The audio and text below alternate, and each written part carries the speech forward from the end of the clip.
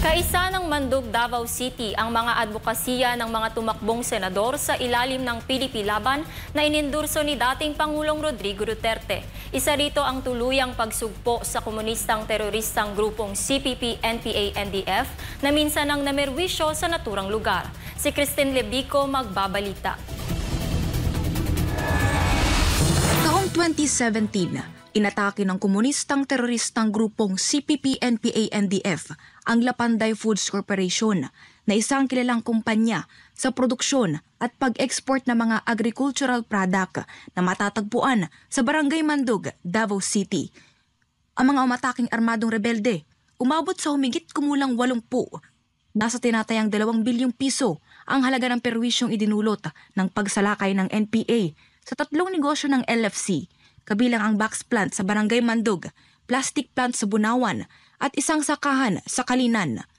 Marami ring manggagawa ang nawalan ng trabaho matapos sunugin ng NPA ang mga pasilidad ng kumpanya. Isa lamang yan sa mga karumal-dumal na gawain ng komunistang teroristang CPP-NPA-NDF. Isa rin si Manong Jun sa minsan nang nakasaksi sa panggigipit ng komunistang teroristang grupo.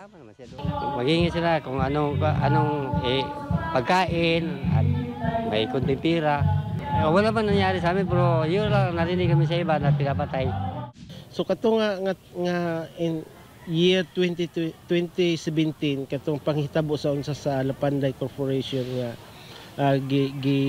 unsa sa mga NPA. So kato na time is organized pa sila.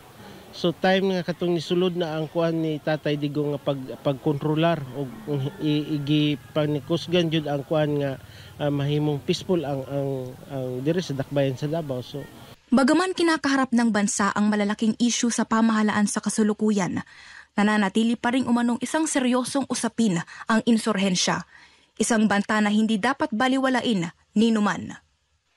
Sa isinagawang Ayusin Natin ang Pilipinas campaign rally, ipinamalas ng mga taga-Mandog, Davao City ang kanilang di matitinag na suporta. Daang-daang mamamayan ang nakiisa, kabilang ang iba't ibang sektor gaya ng Muslim community at samahan ng mga kabataang lider. Hayagan nilang ipinaabot ang kanilang solidong pagtindig para sa mga senatoriable ng PDP laban, isang malinaw na pahayag ng tiwala at paninindigan para sa pagbabago.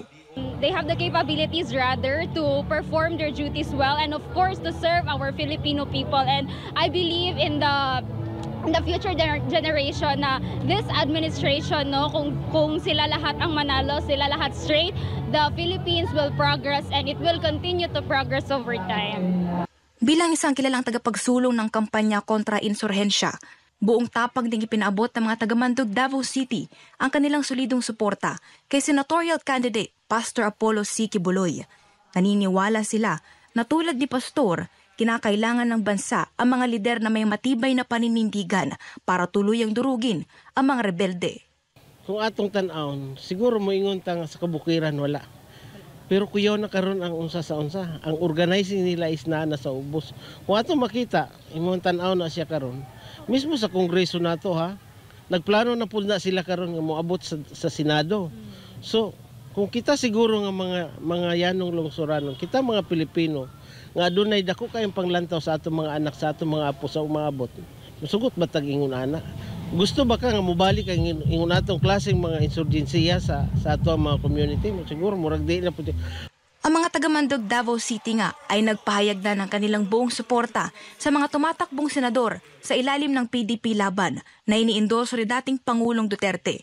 Naniniwala sila na may kakayahan si Tatay Digong na matukoy ang mga lider na may tunay na malasakit sa bayan, kabilang ang spiritual leader ng The Kingdom of Jesus Christ o KOJC na ngayon ay senatorial candidate na si Pastor Apollo C. Quiboloy.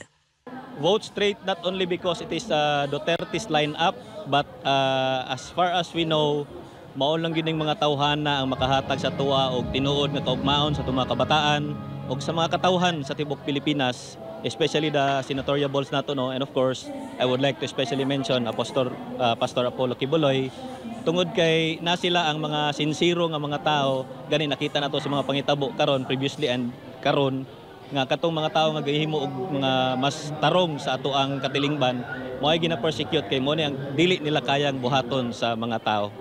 Ako mismo being kaning Filipino citizen. Unsa jud mi, Boat Street jud na. PDP Laban Boat Street.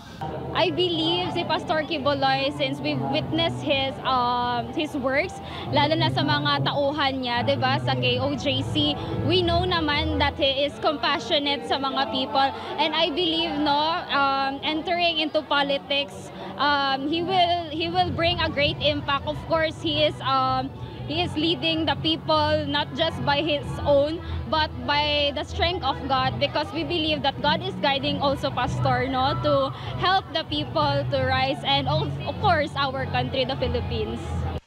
Bukod sa paglaban sa CPP-NPA-NDF, nakatutok din si Pastor Apollo C. Quiboloy sa pagsugpo sa iligal na droga, zero corruption at ang pagbabalik ng death penalty sa mga tiwaling opisyal.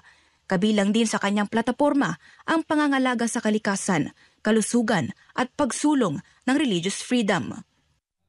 Patuloy namang umaasa ang mga taga-suporta ni dating Pangulong Rodrigo Duterte na makakabalik na siya sa bansa upang ituloy ang mga reformang nais niyang ipatupad ayon sa temang Ayusin Natin ang Pilipinas. Para sa Diyos at sa Pilipinas kong mahal, ito ang inyong citizen correspondent, Christine Lebico, nag-uulat, SMNI News.